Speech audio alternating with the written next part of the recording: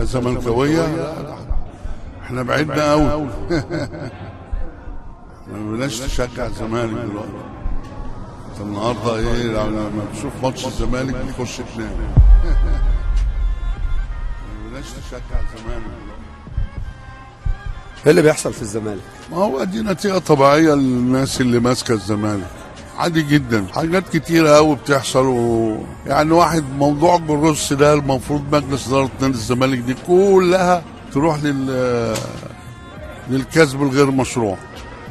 يعني منين انت جبت جروس، ومنين ان انت مشيت جروس، ومنين انك تدفع 180,000 دولار، ومنين الزمالك بيتصدروا الناس اللي هي ما عندهاش حل غير ان هي عايزه تبص قدام الاضواء بس. لكن احنا اللي بنعمل كده في نفسينا، مش حد. يعني نظام المؤامره ده اذا كان موجود بنسبه حاجه ضئيله جدا، لكن احنا اللي بنكمله.